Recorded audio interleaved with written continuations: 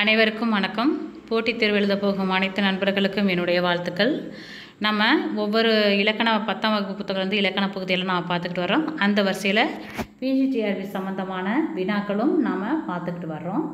சரிங்களா? அந்த வரிசையில் பார்த்திங்கன்னா நிறையா வீடியோ பழைய கொஷின் பேப்பரு, புது புத்தகத்துலேருந்து நம்ம புத்தகத்துலேருந்து எடுத்த நிறையா நம்ம ஆல்ஃபா கோச்சிங் சென்டர்லேருந்து டெஸ்ட் வச்ச நிறைய கொஷின்ஸ் நம்ம பார்த்தோம். வரிசையே நம்ம நிறையா வினாக்கள் பார்க்கறதுக்கு இருக்கிறோம். அந்த வரிசையில் பார்த்திங்கன்னா இது பழைய ஆல்ரெடி நடந்த ஒரு ப்ரீவியஸ் இயர் கொஷின் பேப்பர் தான் இது. அந்த கொஷினை நம்ம ஆல்ரெடி 30 கொஷின் பார்த்தாச்சு. அதாவது இந்த 30 வினாக்கள் வரைக்கும் நம்ம முதல் வீடியோவில் பார்த்தோம். இப்போ 31வது கொஷின்லேருந்து நம்ம இதை கண்டினியூ பண்ணிக்கலாம். சரிங்களா? இதில் 110 கொஷின் இருக்குது. நம்ம ஒரு 30 கொஷினாக டெய்லியும் பார்த்தோம்னாவே நம்ம நிறைய கொஷின் பார்க்கலாம். பாருங்கள், 31வது வினா 30 ஆல்ரெடி இருக்குது, வீடியோ போட்டாச்சு, பார்க்காதவங்க பாருங்கள். இப்போ அதோட தொடக்கமாக 31 ஸ்டார்ட் பண்ணுறோம். பாருங்கள், ரத்தினம் என்பதன் பழைய வடிவம் என்ன அப்படின்னு கேட்குறாங்க. ரத்தினம் என்பதன் என்ற சொல்லோட ரத்தினம் பார்த்தீங்களா, அதோட பழைய வடிவம் என்ன அப்படின்னா அரதனம். பாருங்கள், அரதனம் என்பது தான் அதோட பழைய வடிவம். அடுத்து, மொழி முதல் எகரமை யார் காலத்தில் அகரமாக மாறியதை தேப்போ மீனாட்சி சுந்தரனார் சுட்டுகிறார் அப்படின்னா, இந்த யகரம் அகரமாக மாறுவது பல்லவர் காலத்தில். இதனால் நம்ம இந்த மொழி வரலாறு புத்தகத்தில் 2வது யூனிட், அதாவது சொற்றொடர் அமைப்பு, அந்த மாதிரி நம்ம பிஹெச்டிஆர்பியில் செகண்ட் யூனிட்டாக வருது பார்த்தீங்களா, அதில் நம்ம இது நிறையவே இருக்கும். சரிங்களா? இப்போ அதில் பார்த்தீங்க அப்படின்னா நம்ம ஃபஸ்ட்டு யூனிட்லையும் செகண்ட் யூனிட் ரெண்டுமே கொஞ்சம் நல்லா படிச்சுக்கிட்டோம்னா இந்த கொஷின்ஸ் எல்லாம் நம்ம அட்டன் பண்ணிக்கலாம். எப்படின்னா, இப்போ சக்திவேல் புக்கில் பார்த்தீங்கன்னா சோழர் கால தமிழ்லேருந்து தொல்காப்பியர் காலத்தமிழ், சோழர் காலத்தமிழ், பல்லவர் காலத்தமிழ், நாயக்கர் காலத்தமிழ், பாண்டியர் காலத்தமிழ் அப்படின்ட்டு இக்கால தமிழ் வரைக்கும் நம்ம படிப்போம். நம்மளுக்கு சிலபஸில் இருக்குது. சேம் அதே பார்த்திங்கன்னா நம்ம சக்திவேல் புக்கில் மட்டும் கிடையாது, நிறைய மொழி வரலாறு புத்தகங்கள் இருந்தால் படிக்கலாம். ஆனால் பெஸ்ட்டு நான் என்னோடய ஒப்பீனியன், நான் படித்த வரைக்கும் நான் தெரிஞ்சுக்கிட்டதை உங்கள்கிட்ட ஷேர் பண்ணிக்கிறேன். இந்த ஃபஸ்ட்டு செகண்ட் யூனிட்டை நீங்கள் நிறைய புத்தகங்கள் படிக்க உங்களுக்கு டைம் இருந்துச்சுன்னா நீங்கள் தாராளமாக படிக்கலாம். எனக்கு நான் 1 வருஷம் டைம் எடுத்து நல்லா நான் அதுக்கு எக்ஸாமுக்கு நான் ப்ரிப்பேர் பண்ணுறேன் அப்படிங்கிறவங்க தாராளமாக நிறைய மொழி வரலாறு புக்கை படிக்கலாம். ஏன்னா ஒரு புத்தகத்தில் படிச்சுட்டு இன்னொரு புத்தகத்தில் படிக்கும்போது நமக்கு ரிவிஷன் பண்ணுற மாதிரி இருக்கும்.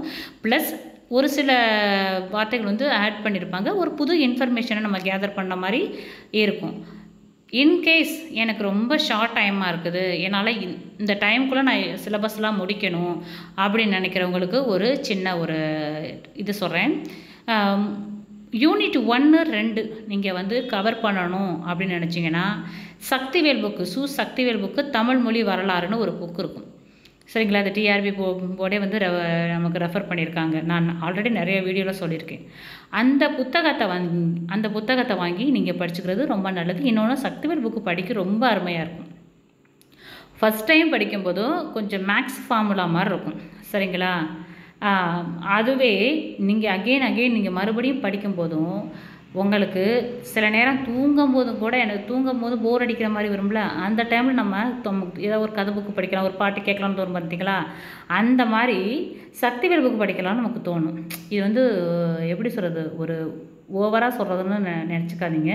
இது நான் அனுபவிச்சதை நான் உங்கள்கிட்ட சொல்கிறேன். சரிங்களா? ஏன்னா அந்த புக்கு அந்தளவுக்கு நம்ம மேக்ஸை தெரியாத வரைக்கும் தான் நம்ம கம்முன்னு இருப்போம். மேக்ஸ் நல்லா ஃபார்முலா தெரிஞ்சுக்கிட்டு நம்ம மேக்ஸை செய்யும்போதும் என்ன பண்ணுவோம், அதிலே ரொம்ப அடிக்ட் ஆகிடுவோம். சேம் அதே மாதிரி தான் இந்த புத்தகங்களும். அதே போல் மூவா புக்கும் அப்படி தான் நல்லாயிருக்கும். மூவா புக்கெல்லாம் படிக்க ரொம்ப அருமையாக இருக்கும். அதெல்லாம் எனக்கே ஃபஸ்ட்டு படிக்கும்போது ரொம்ப ஒரு மாதிரி, என்னடா இது இப்படியே ஒரே மாதிரி கொடுத்துருக்காங்கன்னு ஒரு மாதிரி ரொம்ப கன்ஃபியூஸாக இருந்துச்சு. நீங்கள் அடுத்து நீங்கள் படிச்சிங்கன்னா உங்களுக்கு புத்தகமே மனப்படம் ஆயிரும். இங்கே 1 தடவை இல்லை, 2 தடவை, ஒரு 3 தடவை படிச்சிங்க அப்படின்னா. அதே போல் இன்னும் ஒரு சின்ன விஷயம் சொல்கிறேன் பாருங்கள், புத்தகம் ஃபுல்லாக படிக்காதீங்க. பக்கத்தில் தொடங்கி நான் கடைசி பக்கம் வரைக்கும் நான் பர்ஃபெக்டாக படிப்பேன் அப்படின்னு தயவுசெய்து படிக்காதீங்க. நம்ம படிக்கிற மெத்தடில் இது ஒரு தப்பான ஒரு மெத்தட். என்ன நமக்கு சிலபஸில் என்ன டாபிக் கொடுத்துருக்காங்களோ அதை மட்டும் படித்தா போதும். ஏன்னா ஒரு புத்தகம்னா அது நிறைய விஷயங்கள் இருக்கும். சரிங்களா? அத்தனை விஷயமும் நமக்கு தேவை கிடையாது. நமக்கு டைம் இருந்தால் அத்தனையும் படிச்சுக்கலாம். நமக்கு டைம் இல்லாத பட்சத்தில் என்ன பண்ணணும் அப்படின்னா, இப்போ தமிழ் மொழியோட தொன்மை கொடுத்துருக்காங்களா, ஸோ அந்த புக்கில் எங்கே தமிழ் மொழியோட தொன்மைன்னு கொடுத்துருக்காங்க, அதை நீங்கள் 2-3 டைம் படிங்க. அதில் உங்களோட டைமை நீங்கள் அதிகமாக செலவு பண்ணுங்கள். அப்போ அது உங்களுக்கு யூஸ்ஃபுல்லாக இருக்கும். இப்போ சக்திவேல் புக் எடுத்துக்கிட்டிங்கன்னா ஃபஸ்ட்டு யூனிட்டு செகண்ட் யூனிட்டும் தாராளமாக கவர் பண்ணும். சரிங்களா? நீங்கள் அந்த 2 யூனிட்டுக்கும் எக்கச்சக்கமான புக்குங்க வாங்க வேண்டாம். இந்த ஒரு புக்கே போதுமான அளவு. ப்ளஸ் நம்மளோட 6th to சிறப்பு தமிழ் வரைக்கும், தமிழ் புத்தகம் வரைக்கும் நீங்கள் படித்தே ஆகணும். நம்மளோட அந்த ஃபஸ்ட்டு செகண்ட் யூனிட்டை கவர் பண்ணுற மாதிரி எல்லா புத்தகத்துலேயும் மொழி சம்மந்தமாக ஒரு பாடம் இருக்குது. நான் தனி வீடியோ நான் போடுவேன். அந்த தனி வீடியோவில் உங்களுக்கு எல்லாமே கிளியராக இருக்கும். இந்த மாதிரி வீடியோ போடும்போது சின்ன சின்ன டிப்ஸ் சொன்னேன்னா அதை நீங்கள் ஃபாலோ பண்ணிக்கோங்க. எனக்கு சரி நான் ஓகே நான் சக்திவேல் புக்கு படித்து முடிச்சிட்டேன், மொழி வரலாறு சம்மந்தமாக நான் சக்திவேல் புக்கை நான் படித்து முடிச்சிட்டேன் அப்படின்னா, அப்படி இருக்கிறவங்க என்ன பண்ணோம், தேப்போ மீனாட்சி சுந்தரனாரோட புக்கை நீங்கள் எடுத்து பாருங்க. அது ரொம்ப நல்லாயிருக்கும். அதில் இன்னும் பார்த்தீங்கன்னா அந்த தொல்காப்பியத்து கால தமிழ்லேருந்து இக்கால தமிழ் வரைக்கும் உள்ள அந்த பார்ட்ஸுக்கு பார்த்தீங்கன்னா பர்டிகுலர் பார்ட்ஸுக்கு பார்த்தீங்களா, அது நல்லா தெளிவாக கொடுத்துருப்பாங்க. யார் இது தேப்போமி நல்லா எழுதியிருப்பார். அந்த இதில் பார்த்தீங்கன்னா நீங்கள் ஃபஸ்ட் டைம் படிக்கும்போது கொஞ்சம் இதாக இருக்கும், அடுத்து மறுபடியும் படிக்கும்போது நல்லாயிருக்கும். சேம் அதே தான் நான் சொல்லுவேன். எல்லாத்துக்குமே ஃபஸ்ட்டு ஒரு டைம் பார்க்கும்போதும் கொஞ்சம் இதாக தான் இருக்கும். நம்ம அந்த செயலை நம்ம திரும்ப திரும்ப செய்யும் போதும் நமக்கு அது பழக்கப்பட்டதாக ஆகிரும். இன்னொன்று மனப்படமாகவே ஆயிரும். இது நல்லாயிருக்கும். இந்த தேப்போமி புக்கு நல்லாயிருக்கும். இந்த 2 புக்கும் முடித்ததுக்கப்புறம் எனக்கு இன்னும் டைம் இருக்குது, எனக்கு இன்னும் சாட்டிஸ்ஃபைடாக ஆகலை, ஃபஸ்ட்டு யூனிட்டில் என்ன மீறின கொஷின் போயிருமோ, அதாவது சக்திவேல் புக்கு, தேப்போமி புக்கு ப்ளஸ் ஸ்கூல் புக்கு இதெல்லாம் முடித்து சாட்டிஸ்ஃபைடு ஆகாதவங்களுக்கு சொல்கிறேன், எனக்கு இன்னும் படிக்கணும் அப்படின்னா மூவாவோட தமிழ் மொழி வரலாறு, அதே போல் அகத்தியலிங்கத்தோட திராவிட மொழிகள்னு ஒரு 2 வால்யூம் இருக்குதுன்னு நினைக்கிறேன். அந்த 2 வால்யூமும் நீங்கள் டைம் இருக்காது, ஆனால் சொல்கிறேன் சப்போஸ் டைம் இருக்கிறவங்களுக்கு திராவிட மொழிகள் பற்றி நமக்கு இருக்குது, யூனிட்டே இருக்குது நம்ம பாடம். அப்போ அந்த திராவிட மொழி சம்மந்தமாக இருக்கிறத வந்து நீங்கள் அகத்தியலிங்கம் அந்த ஐயாவோட புக்கை வாங்கி நீங்கள் படிக்கலாம். இதெல்லாம் நீங்கள் கேதர் பண்ணி வச்சுக்கோங்க. இந்த யூனிட்டுக்கு இந்த புக்கு தான் படிக்கணும், அதுவும் நம்ம டாபிக் எங்கே இருக்குதோ அதை மட்டும் படித்தா போதும், அதுவே போதும் உங்களுக்கு. இதெல்லாம் முடிச்சு நீங்கள் ஸ்கூல் புக்கை கவர் பண்ணாலே உங்களுக்கு ஃபஸ்ட்டு செகண்ட் யூனிட்டில் எந்த வினா வந்தாலும் உங்களை மீறி அந்த வினா போகாது. கண்டிப்பாக நீங்கள் அந்த கொஷினுக்கு ரைட்டாக ஆன்சர் பண்ணிடுவீங்க. அடுத்து நெக்ஸ்ட்டு பாருங்கள், அந்த கொஷினுக்கு வரலாம். இந்த மொழிக்கு முதல்ல எகர மெய் வர்றது அகரமாக மாறுவது எந்த காலத்தில்? பல்லவர் காலத்தில். ஏன்னா பல்லவர் காலத்தில், இப்போ பல்லவர் காலத்தை நம்ம என்ன சொல்லுவோம், பக்தி இலக்கிய காலம் அப்படின்னு சொல்லுவோம். சரி, நிறைய பக்தி இலக்கியங்கள் உருவானது பல்லவர் காலத்தில். சோழர் காலத்துலேயும் நிறைய பக்தி இலக்கியங்கள்லாம் உருவானுச்சு இல்லைன்னு சொல்லலாம். ஆனால் பக்தி இலக்கிய காலம் ஜென்ரலாக ஒன்று சொன்னோம் அப்படின்னா அது பல்லவர் காலம். அதில் பார்த்திங்கன்னா நிறைய எழுத்துக்கள் மாற்றம் பெறும். நீங்கள் அதுலேயே இந்த பல்லவர் காலத்தில் இதிலே படிச்சுட்டு வந்தீங்க அப்படின்னா நிறைய எழுத்துக்கள் மாற்றம் பெறும். இது சக்திவேல் புக்கிலேயே இருக்குது. நீங்கள் சக்திவேல் புக் வச்சுருக்கோங்க பாருங்கள், அதுவும் பல்லவர் கால தமிழ்னு கொடுத்துருப்பாங்க பார்த்தீங்களா, அந்த டாப்பிக்கில் பாருங்கள், கண்டிப்பாக இந்த கொஷின் இருக்குது. அடுத்து நெக்ஸ்ட்டு பாருங்கள், இருந்து நின்று இவை எந்த வேற்றுமையின் சொல்லுறுப்புகள்? 5ஆம் வேற்றுமை. நம்ம ஸ்கூல் புக்கில் வேற்றுமை தொடர் படிக்கும்போதும் இப்போ 2ஆம் வேற்றுமைனா ஐ, 3ஆம் வேற்றுமைனா ஆள், 4ஆம் வேற்றுமைனா கூ அப்படின்னு இந்த ஒவ்வொரு வேற்றுமை உறுப்புகள் தான் பார்ப்போம். ஆனால் இதுவே நம்ம வேற்றுமை நம்ம டெப்த்தாக நம்ம பிஜி புக்கை வச்சு பார்க்கும்போதும் வேற்றுமைக்கு என்ன நிறைய சொல்லுறுப்புகள் இருக்கும். இப்போ 2ஆம் வேற்றுமைக்கு ஐ தான், 3ஆம் உறுப்பு ஆள், அல், ஒடு, ஓடு அப்படின்னு நிறையா வேற்றுமை உறுப்புகள் வரும். அந்த வரிசையில் இருந்து நின்று இவை 5ஆம் வேற்றுமைக்கான உறுப்புகள். இது எல்லாமே படிங்க. அதே போல் ஒவ்வொரு வேற்றுமைக்கும் இன்னொரு பெயரும் இருக்கும். சரிங்களா? செய்யப்படும் பொருள் வேற்றுமை, அப்புறம் உடனிகழ்ச்சி வேற்றுமை, இந்த மாதிரி வேற்றுமைக்கே இன்னொரு பெயரும் இருக்கும். இதுவும் கண்டிப்பாக கொஷின் இம்பார்ட்டன்ட் கொஷின், இது கொஷின் எடுப்பாங்க. ஸோ வேற்றுமைன்னு டாபிக் வந்தாவே வேற்றுமை ஃபுல்லாக பார்த்து முடிச்சுருங்க. அடுத்து நெக்ஸ்ட்டு பாருங்கள், பீங்கான் என்ற சொல் எந்த மொழியிலிருந்து வந்தது என்று தேப்போமி சொல்கிறாரு அப்படின்னா, தேப்போமியோட மொழி வரலாறுக்கு ரொம்ப இம்பார்ட்டன்ட் தான், கண்டிப்பாக அதையும் படிச்சுக்கணும் நம்ம, ஏன்னா அதுவும் நல்ல புத்தகம் தான். சீன மொழியிலிருந்து தான் பீங்கான் என்ற சொல் வந்திருக்குது. அதே போல் ஃப்ரெஞ்சு மொழிலேருந்து என்ன வந்திருக்குது, பாரசீக மொழியிலேருந்து என்ன வந்திருக்குது, இதெல்லாம் ஜப்பான் மொழிலேருந்து என்ன வந்திருக்குது, அப்புறம் கிரேக்க சொல்லேருந்து என்ன வந்திருக்குங்கிறதுலாம் நமக்கு ஒரு லிஸ்ட்டே இருக்குது. சரிங்களா? இப்போ போர்ச்சுகீசிய சொல் என்ன, அப்புறம் தெலுங்கு சொல் என்ன, இதெல்லாம் பார்த்திங்கன்னா நம்ம சிலபஸில் இருக்குது. இதுவும் சக்திவேல் புக்கில் இருக்கிறது நீங்கள் பார்த்துக்கலாம். அடுத்து உடல்நிலை மயக்கு ஆகாத மெய்கள் எது அப்படின்னு கேட்டிருக்காங்க. நமக்கு தெரியும் உடல்நிலை மெய் மயக்கம் அப்படின்னா இப்போ என்ன அப்படின்னா, ஒரு மெய்யெழுத்து அதுக்கு இனமான உயிர்மெய் எழுத்தோடு வரணும். இப்போ ஒரு சின்ன எக்ஸாம்பிள் சொல்ல பாருங்களேன். இப்போ போடுறதுக்கு இப்படி வந்துருச்சு.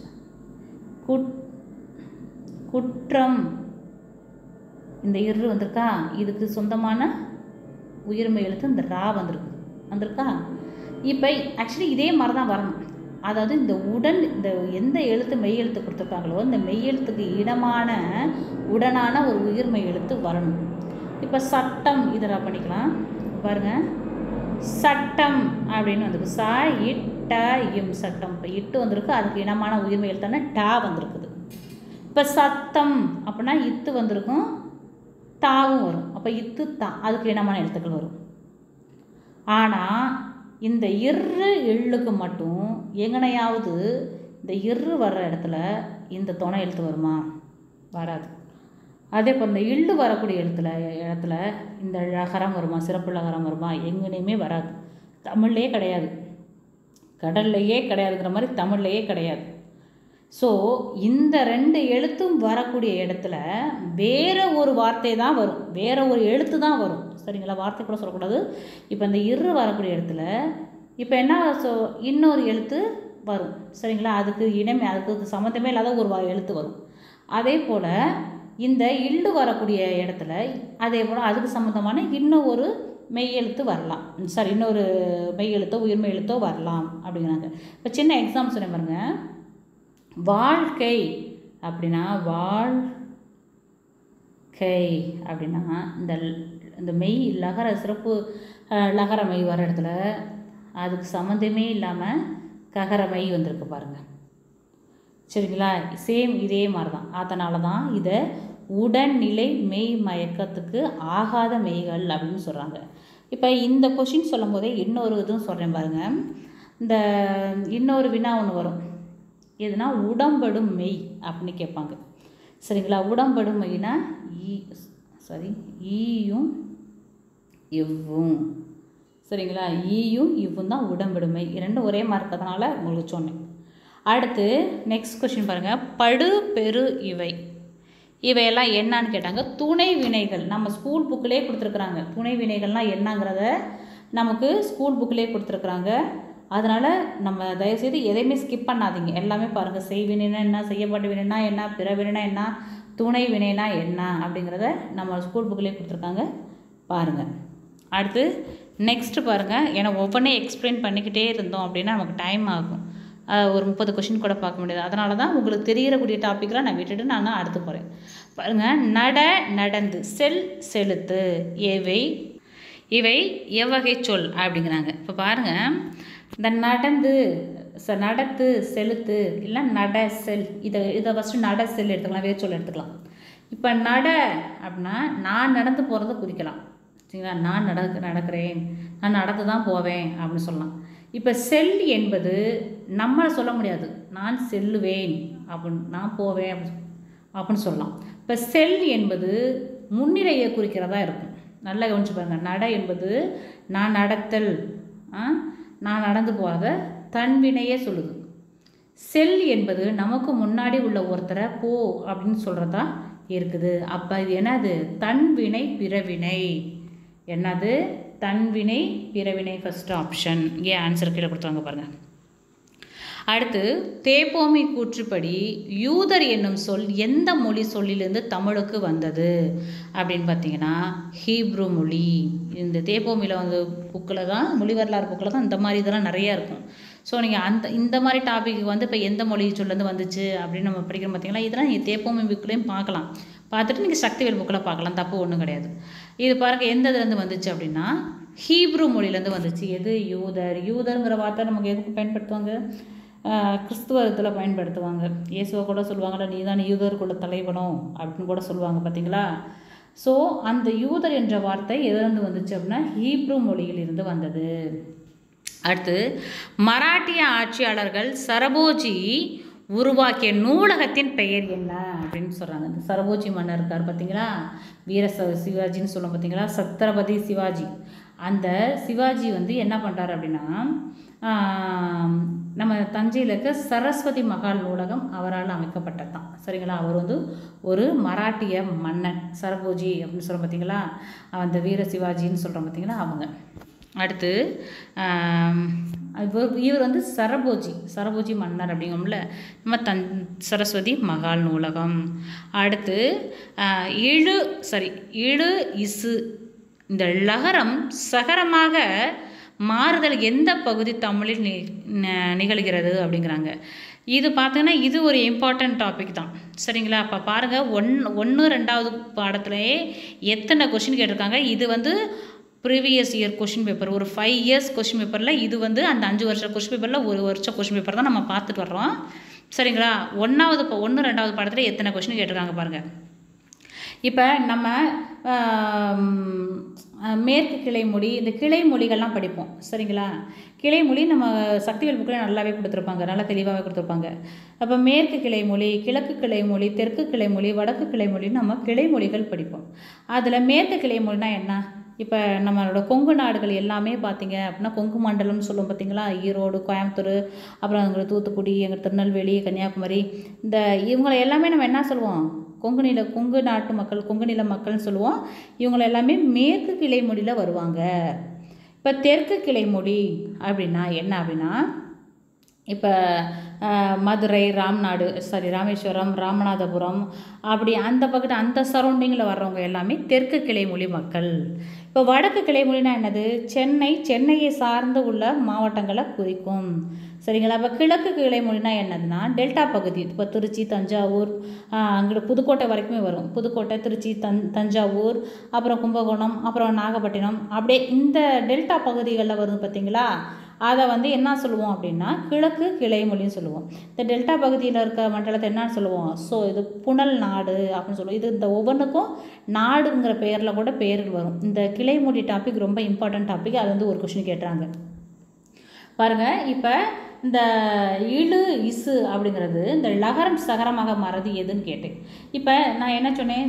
சென்னை மற்றும் சென்னையை சுற்றியுள்ள மாவட்டங்களில் இந்த சென்னையோட சாராம்சம் இருக்கும். இப்போ ஏன்னா எழுத்துக்கணும், இசுத்துக்கணும் அப்படின்னு சொல்கிறாங்க. சரிங்களா? இப்போ ஒன்றும் இல்லை, அவங்க பேச்சு வழக்கிலே சொல்கிறேன். நம்ம என்ன சொல்லுவோம், ஒருத்தவங்க இறந்து போகிற மாதிரி சீரியஸாக இருக்கிறாங்க, அவங்க இறந்து போயிட்டாங்க அப்படின்னா இறந்து போயிட்டாருங்க அப்படின்னு சொல்கிறோம். இதுவே சில இடத்துல என்ன சொல்லுவாங்க, நாகரிகம் கருதி அவர் வந்து இறைவன்கிட்ட போயிட்டார், கடவுள்கிட்ட போயிட்டார் அப்படின்னு சில பேர் சொல்லுவாங்க. இதே சென்னை தமிழ் என்ன சொல்லுவாங்க, அது புட்டுக்குச்சு, என்னது சம்திங் ஏதோ ஒன்று சொல்லுவாங்க, புட்டுக்கணும் அப்படின்னு ஏதோ சம்திங் சொல்லுவாங்க. இந்த மாதிரி ஒரு மாதிரி கலோக்கியலாக பேசுவாங்க. நம்ம பார்த்துருக்கோம். நம்ம சென்னை இதில் வந்து சில பேர் பேசும்போதே என்ன சொல்லுவாங்க, ஓ நீங்கள் சென்னையா அப்படின்னா, ஆமாம் எப்படி தெரியும் அப்படின்னா அவங்க தான் அவங்க பாஷையை காட்டி கொடுக்குதே அப்படின்னு சொல்லுவோம், நக்கலாக சொல்லுவோம். சரிங்களா? அப்போ சென்னை மற்றும் சென்னையை சுற்றி உள்ள பகுதிகள், நீங்கள் சென்னை பஸ் ரோட்லேருந்து இங்கே பாருங்கள் வச்சிங்கன்னா உங்களுக்கு தெரியும். வேலூர், திருவண்ணாமலையெல்லாம் கிட்டத்தட்ட அந்த வடக்கு கிளை மொழியில் வரக்கூடிய ஊர்கள் தான். ஸோ அங்கே தான் இழுங்கிறது இசு என்று மாறுது. அது எது? வேலூர் மற்றும் திருவண்ணாமலை. இது எல்லாமே வடக்கு கிளை மொழியில் வர்ற ஊருங்க. அடுத்து பாருங்கள், கண்ணகியின் தோழி யார் அப்படின்னா தேவந்திங்கிறது நமக்கு நல்லா தெரியும். இந்த வயந்தமாலை யார் அப்படின்னா, வயந்தமாலை வந்து மாதவியோட ஃப்ரெண்டு. ஒவ்வொருத்தவங்களுக்கும் ஃப்ரெண்டு இருக்குது. அதில் வயந்தமாலை என்பவள் மாதவியோட ஃப்ரெண்டு. தேவந்தி தான் கண்ணகியோட ஒய்ஃபு, கண்ணகியோட ஃப்ரெண்டு. சித்ராபதி என்பவள் வந்து மணிமேகலையோட தாயார், சித்ராபதி. இப்போ இந்த தேவந்தி பற்றி இன்னொரு இன்ஃபர்மேஷன் சொல்கிறேன் பாருங்கள். இப்போ சேர மன்னன் வந்து கண்ணகி கோயில் கட்டுறாரு. சரிங்களா? இமயத்தில் கல்லை எடுத்து என்ன பண்ணுறாரு, அந்த கங்கையில் புனித நீராடி கொண்டாந்து கோயில் கட்டுறாரு. சரிங்களா? இடுக்கி மாவட்டத்தில் இன்னமும் இருக்குது, திருவஞ்சைக்கல்னு சொல்லுவாங்க பார்த்தீங்களா, அந்த இடுக்கி மாவட்டம் கேரளாவில். அங்கே வந்து கண்ணகி கோயில் இருக்குது. நீங்கள் அந்த கோயிலோட முதல் பூசாரியானா இந்த தேவந்தி தான். யார்? கண்ணகியோட தோழியான தேவந்தி தான் கண்ணகி கோவிலின் முதல் பெண் பூசாரி. அவங்க தான் முதல்ல அந்த கோயிலுக்கு பூசாரியாக இருந்திருக்காங்க. இந்த இன்ஃபர்மேஷன் நம்ம புத்தகத்திலேயே இருக்குது, பிஜி புக்கிலேயே இருக்குது. நீங்கள் காப்பியங்கள், சிலப்பதிகார காப்பியை நீங்கள் படித்து வரும்போதும் அதை பற்றின இன்ஃபர்மேஷனில் இந்த விஷயம் இருக்கும். அடுத்து நெக்ஸ்ட்டு பாருங்கள், திருந்து என்பதன் பிறவினை. திருந்து என்பது சரிங்களா தன்வினை, திருத்து என்பது பிறவினை. நான் திருந்துட்டேன்பா நான் அதனால் அவனை திருத்த போகிறேன்ப்பா சொல்கிறோம்ல. முதல்ல நான் திருந்தணும், அப்புறம் தான் மற்றவங்கள திருத்தணும் அப்படிங்கிறது. அப்போ திருந்து என்பது தன்வினை, திருத்து என்பது தான் பிறவினை. அடுத்து பாருங்கள், அந்த தன்வினை பிறவினைக்கும் செய்வினை செயற்பாடு வினைக்கும் நிறைய கன்ஃபியூஸ் ஆகுறீங்க. நான் அது போன வீடியோலேயே நான் சொல்லிட்டேன் அதை எப்படி கண்டுபிடிக்கணும் அப்படின்ட்டு. அடுத்து பாருங்கள், மாடை காசு என்னும் இருவகை நாணயங்கள் வழக்கில் இருந்த காலம் எதுனா சோழர் காலம். பாருங்கள், இந்த பல்லவர் காலமும் சோழர் காலமும் நிறைய வார்த்தைகள் சேஞ்ச் ஆகிட்டே வரும். சரிங்களா, அது ரொம்ப முக்கியமானது. இது என்னது, சோழர் காலம் பல்லவர் காலம்லாம் நம்ம தயவு செய்து நல்லா படிச்சுக்கணும். நல்லா படித்தா மட்டும்தான் அதை நம்மளால் ஆன்சர் பண்ண முடியும். அது கண்டிப்பாக ஒரு கொஷின் கேட்டுறாங்க. அடுத்து பாருங்கள், எது அப்படின்னா மாடை காசு. இப்போ காசுன்னு சொல்கிறோம், நாணயத்தை நம்ம காசு கூட சொல்லுவோம், சரிங்க, சில்லற காசு அப்படின்னு. அந்த வார்த்தைலாம் எந்த காலத்தில் இருந்துச்சு, சோழர் காலத்தில் இருந்துச்சு அப்படிங்கிறாங்க. இப்போ அடுத்து பாருங்கள், சூடாமணி நிகண்டின் ஆசிரியர் யார் அப்படின்னா மண்டலபுரூடர்.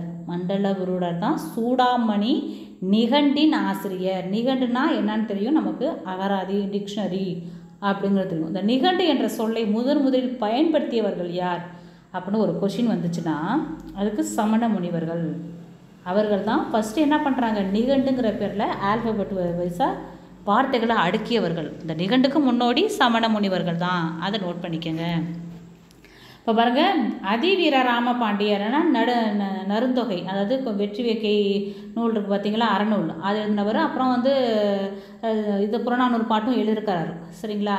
அதனால் அதிவீரராம பாண்டியன் அவர். அடுத்து மண்டலபுரூடர் சூடாமணி நிகண்டோட ஆசிரியர்.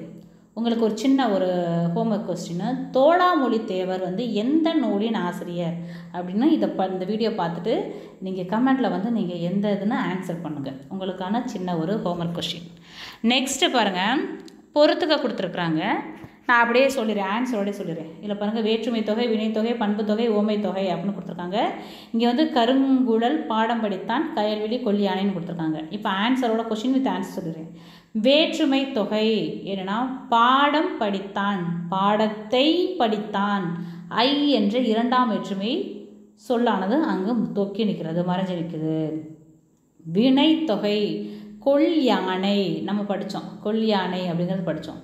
பண்பு தொகை மூன்று காலத்தையும் வெளிப்படையாகவும் காட்டாது, மறைமுகமாகவும் காட்டாது. வேற்றுமை தொகை காலம் கலந்த பெயரச்சமே வினை தொகைன்னு சொல்கிறாங்க. அடுத்த பண்பு தொகை கருங்குழல், கருமை கூட்டல் குழல். ஓமை தொகை கயல் போன்ற விழி, பாருங்கள், கயல் போன்ற விழியை உடையவள் அப்படின்னு அர்த்தம். அடுத்து பாருங்கள், தொல்காப்பியர் கருத்துப்படி தருச்சொல் வருச்சொல் ஆயிரு கிழவையும் எந்தெந்த இடங்களுக்கு உரியன அப்படின்னு சொல்கிறாங்க. தன்மை முன்னிலை தாங்க அது என்ன அப்படின்னா, தொல்காப்பியர் நூற்பாவே கொஞ்சம் படிக்க கஷ்டமாக இருக்கும் நமக்கு, சரிங்களா. நல்லா தமிழ் படித்தவங்க நல்லா கடகன்னு படிச்சிருவாங்க. இருந்தாலும் நம்ம எல்லாருமே கொஞ்சம் திணறுவோம். என்ன அப்படின்னா, தொல்காப்பிய நூற்பாவை படிக்கிறதுக்கும் ப்ளஸ் அதை அண்டர்ஸ்டாண்ட் பண்ணிக்கிறதுக்கும் கொஞ்சம் கஷ்டம். அது நன்னூல் நூற்பா அப்படி கிடையாது. நம்ம புத்தகம் நன்னூலை தழுவி இருக்கிறதுனால நம்ம கொஞ்சம் நூற்பாவே கொஞ்சம் ஈஸியாக படிச்சுக்குவோம். இன்னொன்று பார்த்தோன்னே தெரியும், இது நன்னூல் நூற்பாவா தொல்காப்பிய நூற்பாவாங்கிறது நமக்கு டிஃப்ரென்ஷியேட் பண்ண தெரியும். இப்போ பாருங்கள், தருச்சொல் வருச்சொல் அப்படின்னா, தருச்சொல் என்பது தன்மையை குறிக்கும், வருச்சொல் என்பது நமக்கு முன்னாடி உள்ள முன்னிலையை குறிக்கும். அதுதான் அந்த இது கொடுத்துருக்காங்க, நூறுபா கொடுத்துருக்காங்க. அந்த தருச்சொல் வருச்சொலுக்கு என்னங்கிற மீனிங் கேட்டிருக்காங்க, வேறு ஒன்றும் கிடையாது. அடுத்து பாருங்கள், மேலே போயிடுச்சு. 47வது கொஸ்டின் இங்கே பாருங்க. மணிமேகலையின் உற்ற தோழி யார்? நான் அந்த இதுலேயே சொன்னேன், தேவந்தியிலே சொன்னேன், கண்ணையோட ஃப்ரெண்ட்லேயே சொன்னேன். மணிமேகலையின் அது வயந்தமாலை மாதவியோட ஃப்ரெண்டுன்னு சொன்னேன். இப்போ மாதவிக்கு வயந்தமாலை ஃப்ரெண்டு, கண்ணகிக்கு தேவந்தி ஃப்ரெண்டு. இப்போ மணிமேகலைக்கு யார் ஃப்ரெண்டு அப்படின்னா சுதமதி. யார்? சுதமதி. இந்த மணிமேகலை கதையில் மட்டும் பார்த்திங்கன்னா நிறைய கிளைக்கதைகள் நிறைய இருக்கும். எக்கச்சக்கமான கிளைக்கதைகள் அடங்கிய நூல் எதுனா மணிமேகலை. அது ஒரு பௌத்த நூல் அப்படிங்கிறது நமக்கு தெரியும். மணிமேகலை அது ஒரு துறவு நூல் கூட சொல்லுவாங்க, சரிங்களா. இரட்டை காப்பியங்களில் ஒன்று அப்படிங்குவாங்க. இன்னொன்று என்னென்னா, இந்த மணிமேகலையில் தான் போன ஜென்மத்தோட கதைகள்லாம் இருக்கும். அதாவது இப்போ மணிமேகலையே போன ஜென்மத்தில் என்னவாக இருந்திருப்பா, இந்த சுதமதி போன ஜென்மத்தில் என்னவாக இருந்திருப்பா, உதயணன் இந்த கதையோட ஹீரோ இருக்கார்ல கதையோட ஹீரோவாக வர மாட்டார், மணிமேகலை தான் ஹீரோயின். சொல்கிறேன், அந்த ஹீரோ கேரக்டரில் வர அந்த உதயணன் வந்து போன ஜென்மத்தில் என்னவா இருப்பான் அப்படிங்கிறதுக்கெல்லாம் போன ஜென்மத்தோட கதைகளும் இருக்கும். அந்த போன ஜென்மத்தில் நடந்த கர்மாவை வச்சு தான் இந்த ஜென்மத்தில் அந்த சில விஷயங்கள் நடக்கிறதா அந்த காப்பியத்தில் கூறப்படும். நமக்கு மணிமேகலை படித்தவங்க எல்லாத்துக்குமே இது தெரிஞ்ச ஒன்று தான். அப்போ மணிமேகலோட ஃப்ரெண்டு யார்? சுதமதி.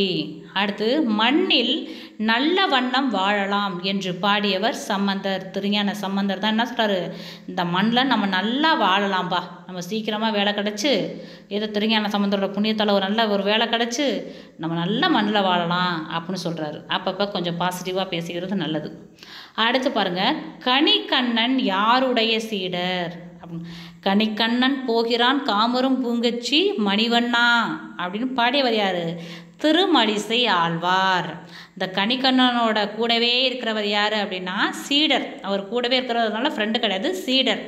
அவர் யாருன்னா திருமழிசை ஆழ்வார் தான் ஆழ்வார். அவர் கூட இருக்கவர் தான் அந்த கனிக்கண்ணன். சரிங்களா? என்ன பண்ணுவாங்க, அந்த ஒரு பாட்டு கூட வந்து பெருமாள் வந்து அந்த கோயிலை விட்டு வெளில போயிடுவார்.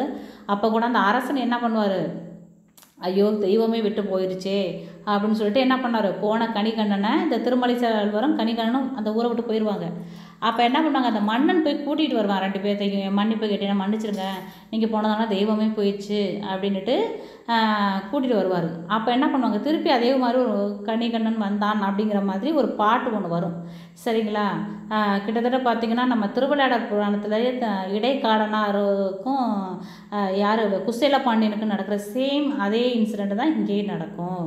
அப்போ இங்கே கனிக்கண்ணன் யாருடைய சீடா? திருமழிசை ஆழ்வார் அப்படிங்கிறாங்க. இவங்களை 2 பேர்த்த வச்சு பேசும்போதும் இன்னொரு கொஷின் ஞாபகம் வருது, வேணுங்கிறவங்க நோட் பண்ணிக்கோங்க.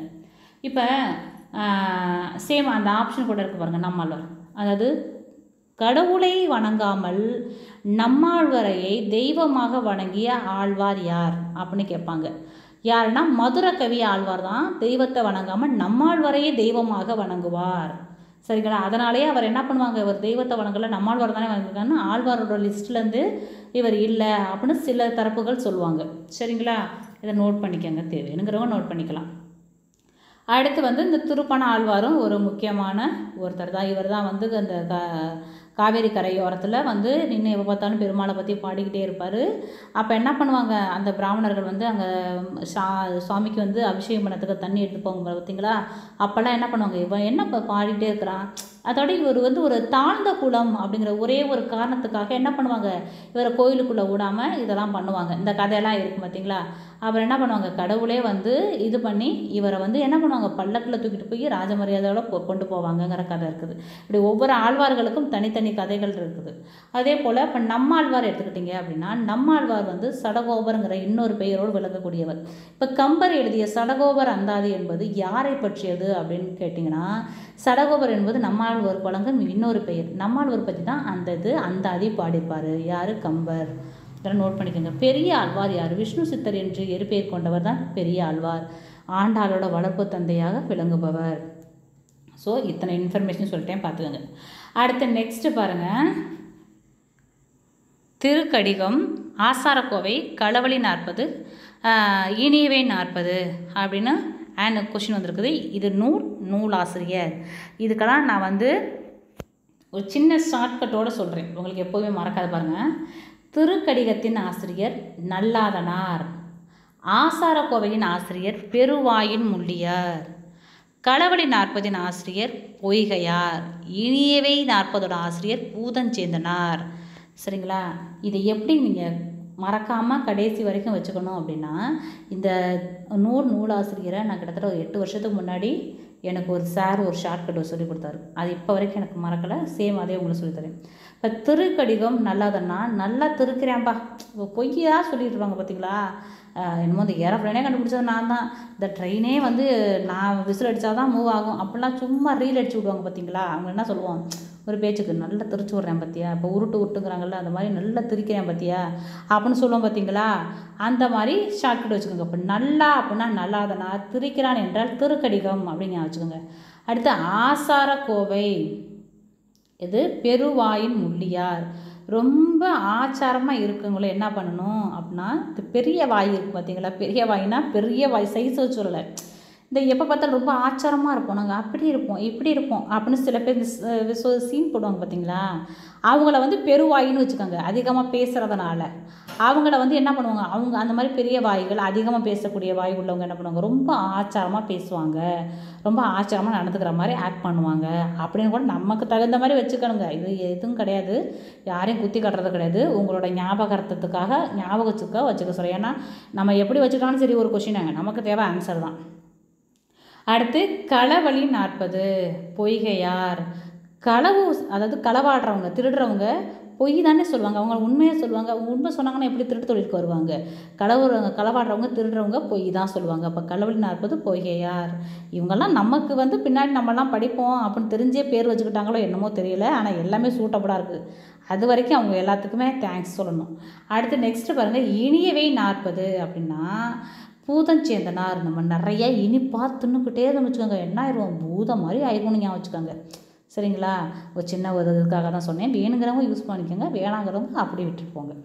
அடுத்து நெக்ஸ்ட்டு பாருங்கள், தாய் என்பது என்ன அப்படின்னு கேட்குறாங்க. ஒப்போன் இறப்புரை. பாருங்கள், தாய் என்பது ஒப்போன் இறப்புரை அப்படின்னு சொல்கிறாங்க. அடுத்து 10 பாட்டில் உள்ள ஆற்றுப்படை நூல்கள் எத்தனை அப்படின்னு சொல்கிறாங்க. 5 நூல்கள். அதுதான் நான் அடிக்கடி சொல்கிறது, இந்த 10 பாட்டோட 8 தொகையோட 50 காப்பியத்தோட இதெல்லாம் வைப்பு முறையை தயவு செய்து படிச்சுக்கோங்க, மனப்பாடம் பண்ணிக்கோங்க. மனப்பாடம் பண்ணுறதால நம்ம ஒன்றும் குறைஞ்சி போயிட மாட்டோம். சரிங்களா, நம்ம வந்து ஒரு வேலைக்கே போயிட்டோம் அப்படின்னாலும் கூட நமக்கு இன்டர்வியூவில் இதெல்லாம் வந்து பேசிக்கான ஒரு விஷயம் தானே, கண்டிப்பாக கேட்பாங்க. இல்லை நம்மளோட திறமையை நிறைய இடத்துல எக்ஸ்போஸ் பண்ணதுக்கு இதெல்லாம் வந்து நமக்கு தேவையான ஒன்று தான். சரிங்களா, நம்ம தமிழ் மொழியில் உள்ளது, நம்ம சங்க இலக்கிய நூல்கள் அறநூல்கள் நம்ம மனப்படமாக வச்சுக்கிறது தப்பு ஒன்றும் இல்லை, அது பெருமைக்குரிய ஒரு விஷயம் தானே. அதனால் எந்த ஒரு நூலோட வைப்பு முறை இருந்தாலும் அதை வந்து மனப்பாடம் பண்ணிக்கோங்க. இப்போ ஒன்றும் கிடையாது, இப்போ இந்த திருமுருக ஆற்றுப்படையிலேருந்து தொடங்கி அப்படியே வருது நமக்கு. இது வந்து ஒரு பிஜிடிஆர்பி கொஷின், ஆற்றுப்படை நூல்கள் எத்தனை அப்படின்ட்டு. ஏன்னா இதை நான் பாதிக்கப்பட்டதுனால அவங்கள்ட்ட சொல்கிறேன். என்னோடய ஃபஸ்ட்டு டிஆர்பி அதில் ஆற்றுப்படை நூல்கள்னால் எத்தனைன்னு தெரியலை எனக்கு. ஆற்றுப்படை நூல்னால் என்னன்னு தெரியும், அதில் ஆற்றுப்படை நூல்கள் எத்தனை வருது அப்படின்னு எனக்கு சுத்தமாக தெரியலை. ஆக்சுவலி இங்கே 10 பாட்டுங்கிறது 10 பாட்டு தான் அது உள்ளே இருக்குது. அதில் ஆப்ஷன் வந்து 11ன்னு வந்துச்சு, நான் 11ன்னு போட்டு விட்டுட்டேன். 10 தாண்டி 11 போயிடுச்சு. சரிங்களா, அப்போ எல்லாமே 10 நூலுமே ஆற்றுப்படை நூலாக இருந்தால் கூட பரவாயில்ல, அங்கே இருக்கிறதே 10 தானே, அதில் 5 தானே ஆற்றுப்படை நூல், மற்ற எல்லாமே வேறு நூல்கள். ஆனாலும் அதை தெரியாமல் அந்த கொஷினை தவறு பண்ணிட்டேன். அந்த இடத்துல உட்காந்து நான் ரொம்ப ஃபீல் பண்ணேன். இதில் உள்ள அந்த இப்போ திருமுருகாற்றுப்படை என்ன, புறநார் ஆற்றுப்படை, சிறுபான் ஆற்றுப்படைனா என்ன, யார் ஆசிரியர்னு படித்தோமே தவிர இதில் எத்தனை ஆற்றுப்படை நூல் இருக்குது நம்மளால் படிக்க முடியல பாரு. நம்ம அதுக்கு டைம் ஸ்பெண்ட் பண்ணாமல் விட்டுடம் பாரு. நான் அந்த இடத்துல வந்து ரொம்ப என்னோடய தப்பை நான் வந்து ரியலைஸ் பண்ணேன். அதனால தான் சொல்கிறேன், யாரும் அந்த மாதிரி போய் அங்கே உட்காந்து ஃபீல் பண்ணாதீங்க. முடிஞ்ச அளவுக்கு ஒரு விஷயத்தை எடுத்திங்கன்னா அதில் என்ன இருக்குது ஏதுன்னு ஃபுல்லாக அலசி பார்த்துருங்க. அடுத்து பாருங்கள், இப்போ ஆற்றுப்படை 10 பாட்டில் வந்து ஆற்றுப்படை நூல் எத்தனை அப்படி 5. இப்போ நம்ம கணக்கு பண்ணலாமா? திருமுருக ஆற்றுப்படையில் தொடங்க. திருமுருக ஆற்றுப்படை, புறநார் ஆற்றுப்படை, பெருமான் ஆற்றுப்படை, சிறுபான் ஆற்றுப்படை, மலைபடு கடாம் என்ற கூத்தர் ஆற்றுப்படை. 5 வந்துருச்சுங்களா? 5 தான் ஆற்றுப்படை நூல்கள். இதில் ஒவ்வொரு நூலுக்கும் நான் வந்து 10 பாட்டு பற்றி 8 தொகை பற்றி நான் தனியாக வீடியோ போடும்போதும் நான் ஒவ்வொரு நூலுக்கும் விளக்கி நான் சொல்கிறேன். இப்போ இது டைம் ஆகிட்டே இருக்குது. நெக்ஸ்ட்டு பாருங்கள், ஏ என்னும் உயிர் முன் வருமொழியில் உயிர் வந்தால் புணர்வது என்ன? பாருங்கள், உடம்படு மெய் தான் வரும். இது கரெக்டான ஒரு வார்த்தை அப்படின்னு பார்த்தீங்கன்னா ஏ என்னும் உயிர் முன். சரிங்களா, வருமொழியில் உயிர் வருது, நிலைமொழி வருமொழிங்கிறது நமக்கு தெரியும். சரிங்களா, இந்த வருமொழியில் உயிர் வரும்போது சரிங்களா, அப்போ நிலைமொழியில் என்ன ஆகும், அந்த வருமொழி அந்த உயிர் கெட்டு இந்த ஈயும் இவ்வுங்கிற இடத்துக்கு தகுந்த மாதிரி வார்த்தைக்கு தகுந்த மாதிரி ஈயும் இவ்வும் என்ற உடம்படுமை வரும். எங்கன்னா அது ஏகாரம் வந்து உயிருக்கு முன் வருமொழியில் வரும்போது. புரிஞ்சுதுங்களா? அது முக்கியமானது. டக்குன்னு எனக்கு ஒரு வேர்டு வரல, நான் அதை இல்லைன்னு நான் சொல்லிடுவேன். அடுத்து நெக்ஸ்ட்டு பாருங்கள், இடப்பொருள் வேற்றுமை. நான் சொன்னேன் பார்த்தீங்களா, வேற்றுமை படிக்கணும், வேற்றுமை ஒவ்வொரு வேற்றுமைக்கு இன்னொரு பேரும் இருக்குன்னு சொன்னேன்ல, சேம் அதே தான் வந்துருக்குது. நீங்கள் வந்து எந்த வேற்றுமை பற்றி படிக்கணும்னா ஃபுல்லாக படிச்சிருங்க தயவுசெய்து. ஏன்னா அது வந்து இப்போ ரிப்பீட்டட் கொஷின் வேறு வந்திருக்கு பாருங்கள். இடப்பொருள் வேற்றுமை அப்படின்னா ஏழாம் வேற்றுமையை குறிக்கும். இப்போ ஏழாம் வேற்றுமை உறுப்பு என்ன? ஐ, ஆல், கு, இன், அது, கண். சரிங்களா?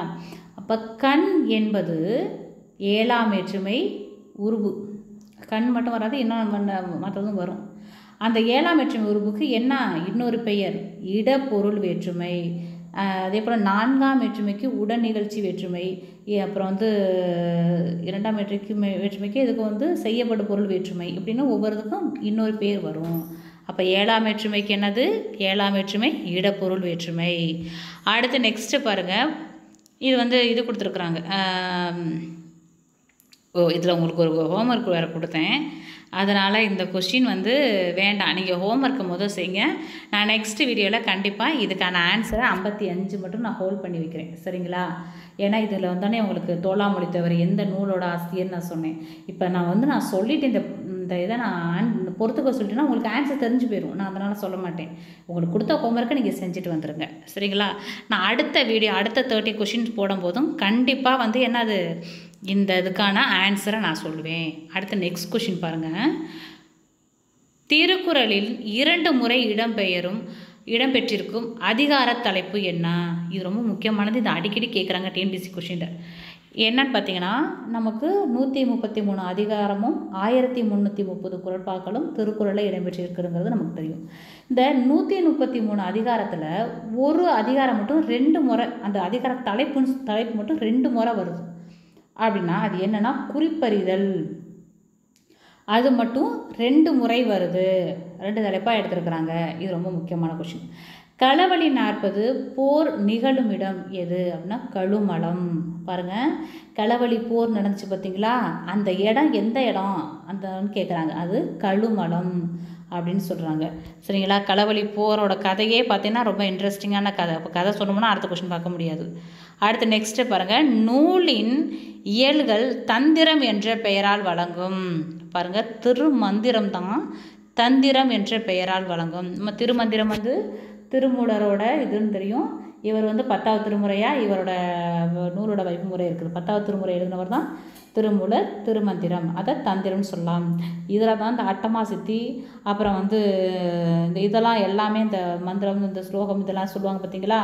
இந்த மாதிரி நிறையா யோக நெறிமுறை இது எல்லாமே எதில் இருக்கும்? திருமூலரோட திருமந்திரம். அது ரொம்ப முக்கியமானது. பக்தி இலக்கியம் படிக்கும்போதும் சைவத்தையும் படிச்சுக்கணும், வைணவத்தையும் படிச்சுக்கணும், ப்ளஸ் சித்தர்களையும் படிச்சுக்கணும். சரிங்களா? 3மே இம்பார்ட்டண்ட் டாபிக்.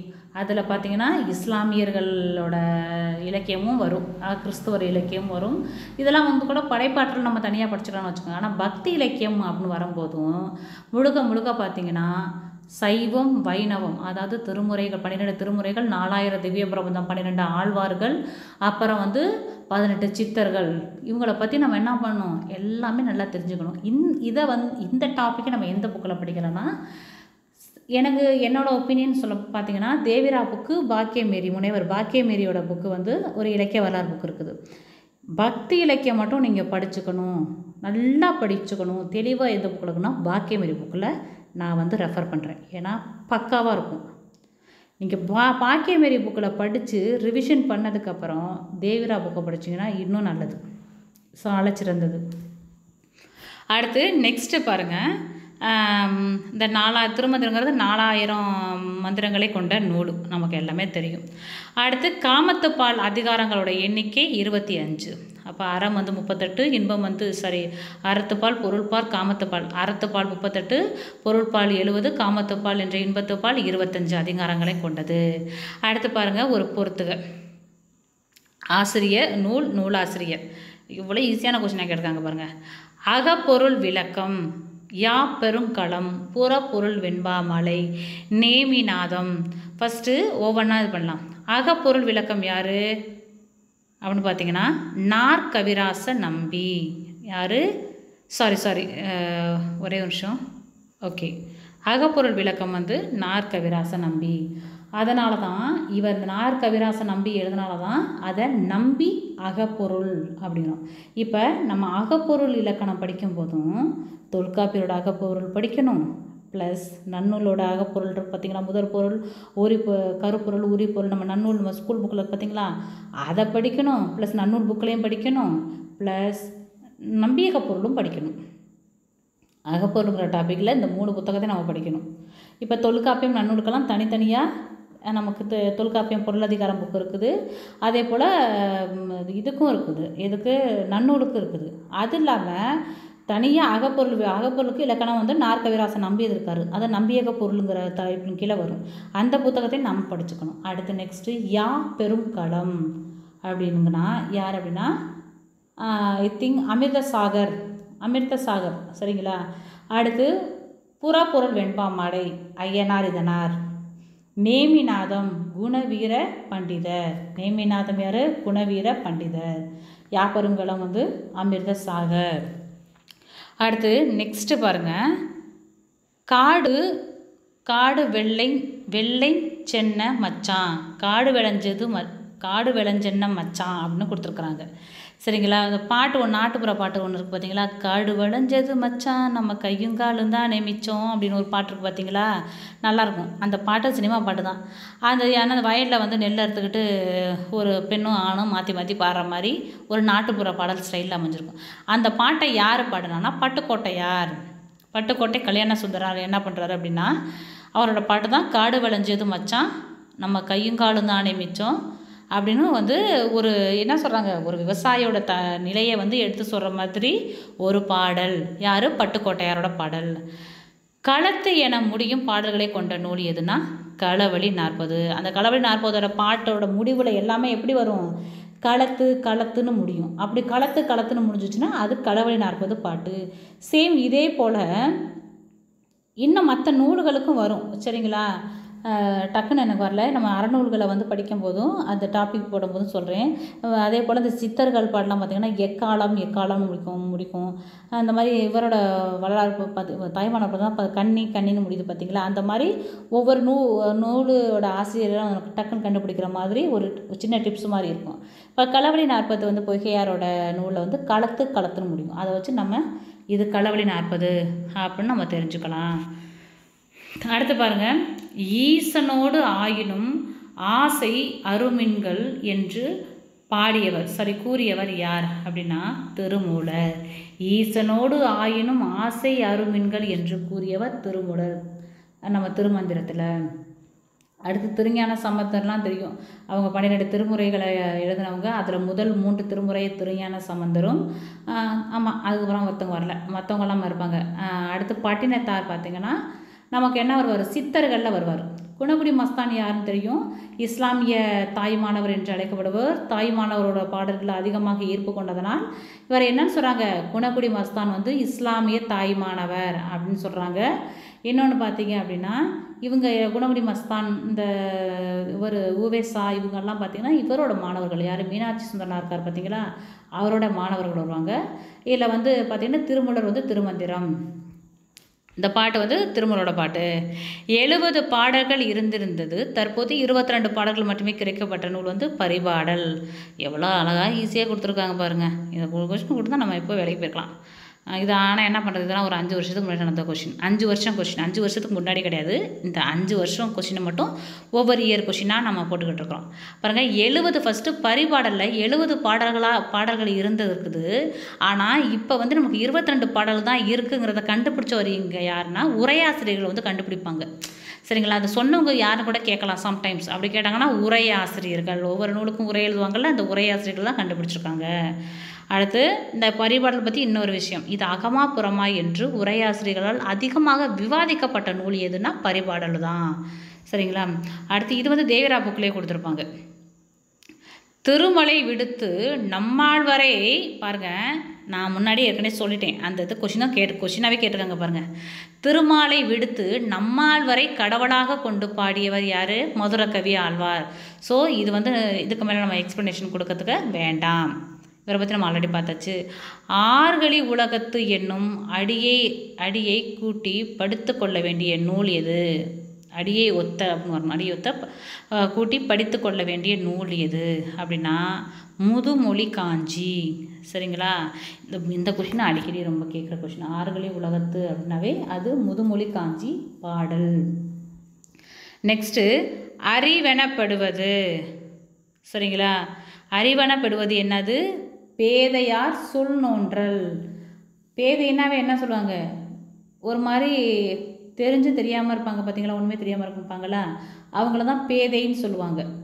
அப்போ என்ன சொல்லுவாங்க, அறிவு இதுதான் அப்படின்னு அறிந்து செயல்படுதல், அப்படி செயல்படாதவர்களை பேதையர் என்று சொல்வார்கள் அப்படிங்கிறாங்க. அடுத்து பாருங்கள், காய் முன் நிறை என்பது கலித்தலை. இதெல்லாம் அந்த யாப்பருங்களுக்கு அருகே வந்து ரொம்ப நமக்கு முக்கியமான டாப்பிக்கு.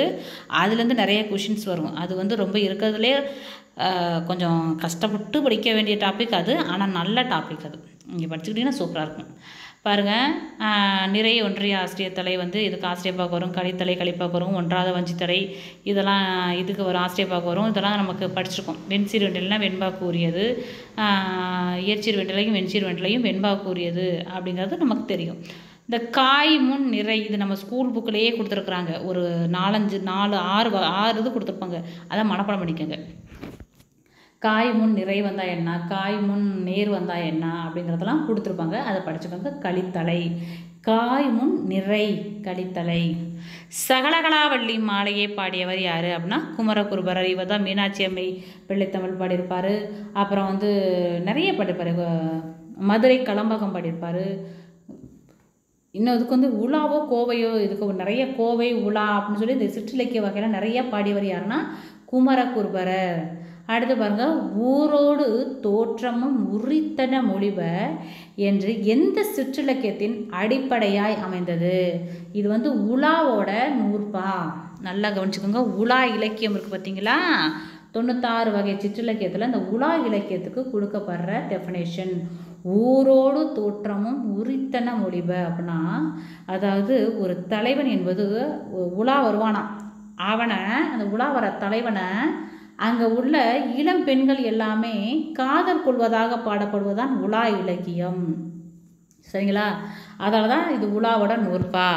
அடுத்து ஒவ்வொன்றுக்கும் இருக்குது. பரணிக்கு வந்து 1000 அமரிடை வென்ற மாணவனுக்கு வகுப்பதோர் பரணி அப்படிங்கிறது பரணியோட நூற்பா. கோவை அதே போல் அப்படி தான், தூதும் அப்படி தான். சரிங்களா, தூதுவை வந்து சந்து இலக்கியம் வாயில் இலக்கியம்லாம் சொல்லுவாங்க. அதனால் எல்லாமே படிச்சுக்கிறது ரொம்ப முக்கியமானது. அடுத்து பாருங்கள், முகலாயர்களின் அவைக்கள மொழியாக திகழ்ந்த மொழி எது அப்படின்னு கேட்குறாங்க.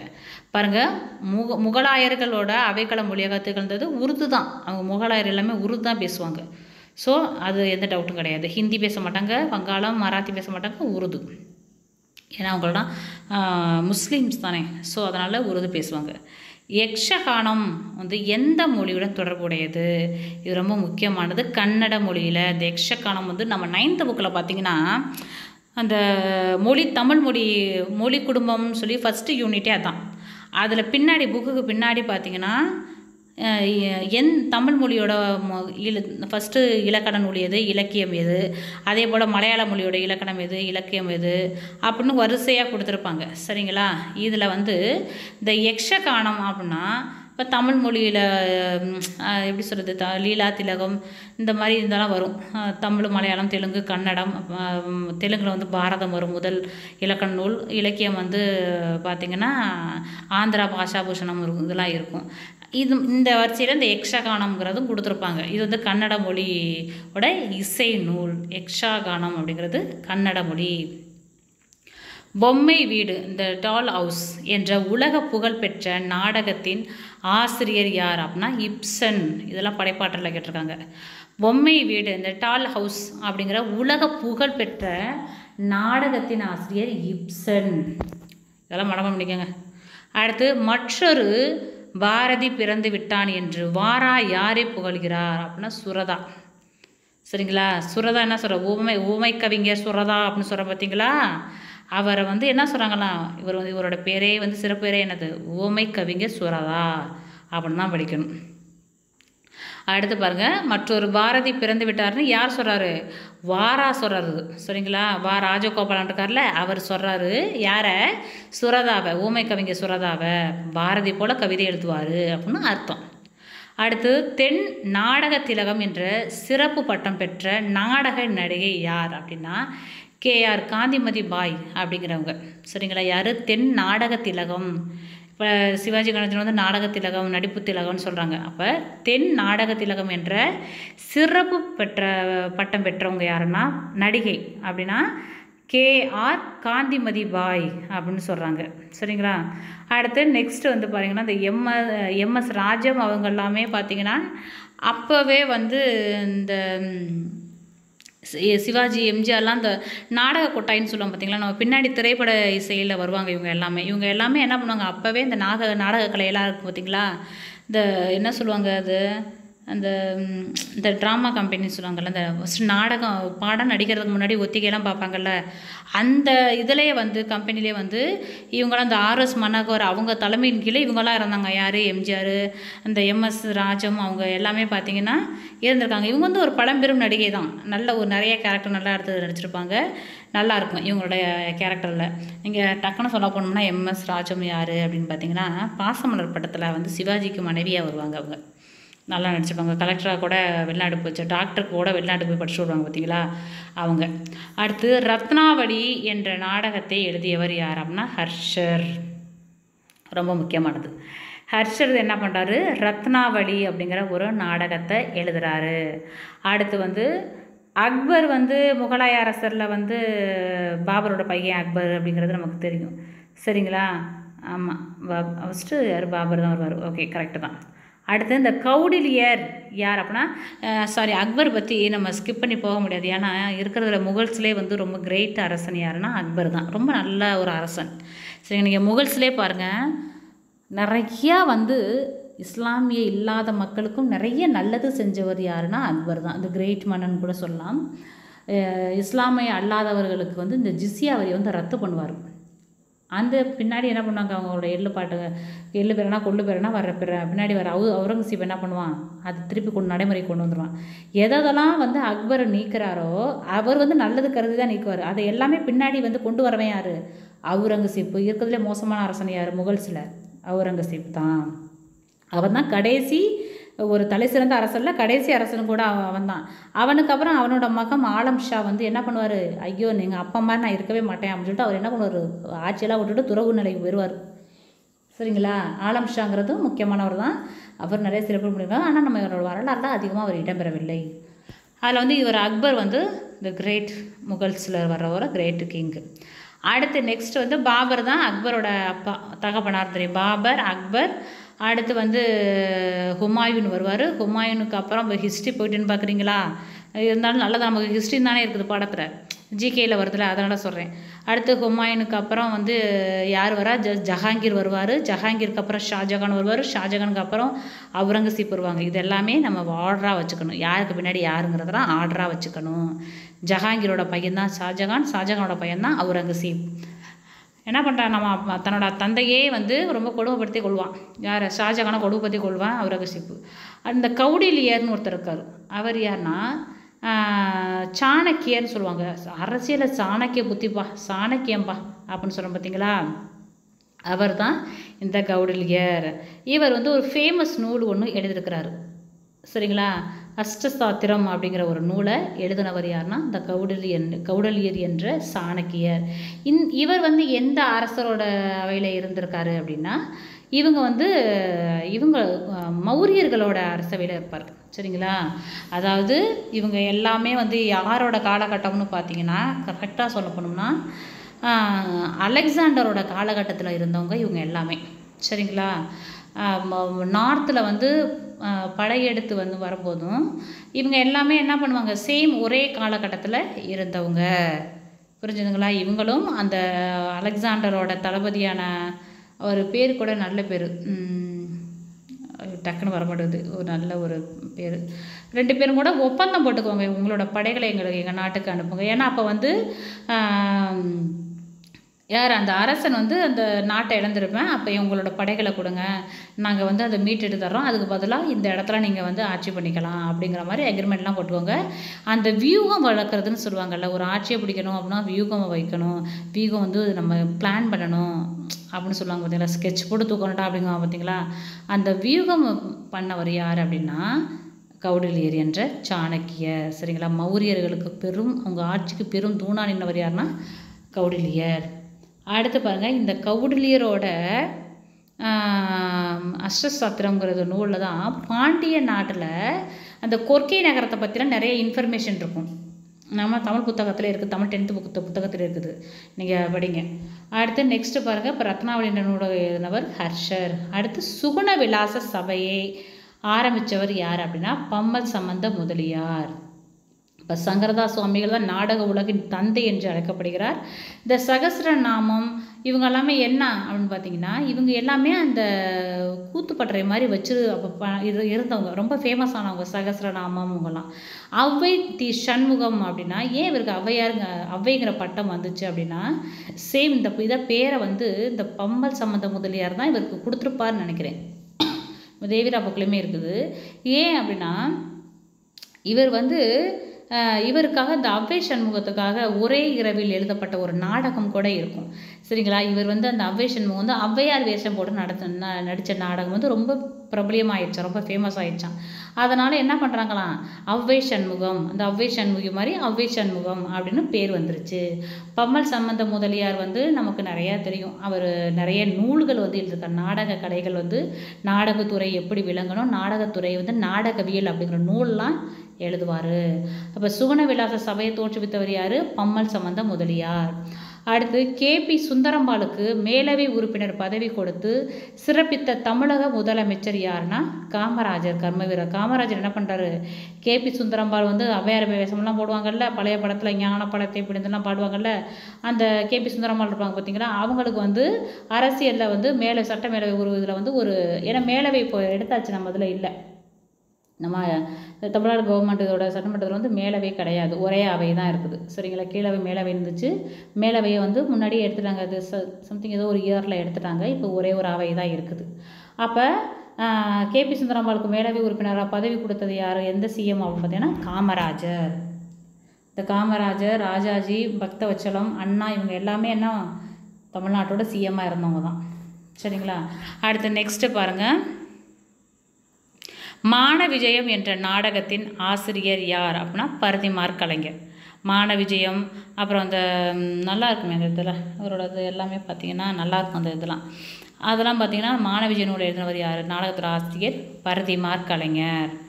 அடுத்து இவங்கள தான் முன்னாடியே சொன்னேன், பம்மல் சம்பந்த முதலியார், விஸ்வநாதன் முதலியார், சங்கரதாஸ் சுவாமிகளாம் பற்றி சொல்லியாச்சு. ஓகே, அடுத்து 80 கொஷினோட முடிச்சுக்கலாம். சரிங்களா? அவள் அடுத்து 90, 100, 100, 110, அடுத்து ஒரு 30 கொஷின் வரைக்கும் நெக்ஸ்ட் வீடியோவில் நம்ம பார்க்கலாம். இப்போ 80யோட முடிச்சுக்கலாம். காந்தியடிகள் தூவிய விதை நாமக்கல் கவிஞராக வந்துள்ளது என்ற கூற்றை கூறியவர் யாருன்னா ராஜாஜி.